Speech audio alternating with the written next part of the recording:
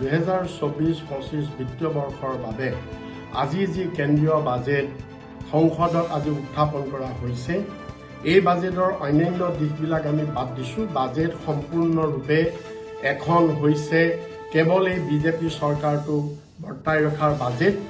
এই বাজেটখন সম্পূৰ্ণ এখন ব্যৰ্থ বাজেট, এটা ব্যৰ্থ চৰকাৰ আৰু মেণ্ডেট নোহোৱা এটা চৰকাৰৰ এখন বাজেট। এই বাজেটে ভাৰতবৰ্ষৰ 140 কোটি জনসাধাৰণৰ কোনো ধৰণৰ আশা আকাংক্ষা এই বাজেটখনত প্ৰতিফলিত হোৱা নাই। একমাত্ৰ ধনিক শ্ৰেণী, বৃহৎ ব্যৱসায়ী, মাল্টিনেশ্যনেল কোম্পানী সেইসকলৰ স্বাৰ্থ সুৰক্ষিত কৰা হৈছে।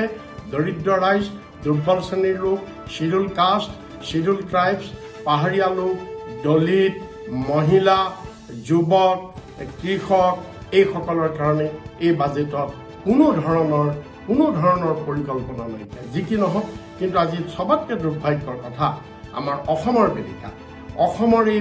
অসমক আজি বানপানীৰ বাবে অসমে আগৰে পৰা বিচাৰি থকা প্ৰায় 11,000 কোটি টকাৰ মাত্ৰ 205 কোটি টকা কেন্দ্ৰীয় চৰকাৰে মোকলাই দিছে। কিন্তু অতি দুৰ্ভাগ্যৰ বিষয় যে এইবাৰৰ বাজেটত অসমৰ বানপানী নিয়ন্ত্ৰণৰ বাবে ক্ষয় ক্ষতিৰ বাবে ফুটা কৰি এটাও ধাৰ্য নাই কৰা।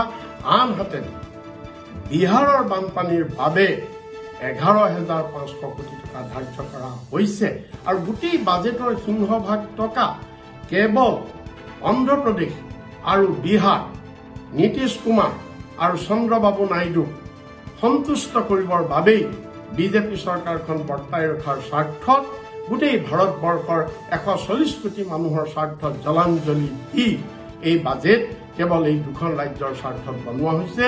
আমি ইয়াক ধিক্কাৰ দিছো আৰু অসমৰ মুখ্যমন্ত্ৰী মহোদয়ক আমি প্ৰত্যাহ্বান জনাইছো যে তেওঁ কথাই প্ৰতি ভাৰতবৰ্ষৰ 5খন শ্ৰেষ্ঠ ৰাজ্যৰ ভিতৰত অসমক এখন কৰিম বুলি সদায় দাংকুক মৰা আজি মুখ্যমন্ত্ৰীয়ে যে এই 24ৰ নিৰ্বাচনত অসমৰ ৰাইজে বিজেপি আৰু মিত্ৰ দলৰ 11জন সাংসদ নিৰ্বাচিত কৰি দিয়াৰ পিছত আজি এআই অসমক পুৰস্কাৰ দিছে যে অসমক সম্পূৰ্ণৰূপে বাজেটত বঞ্চনা কৰিছে।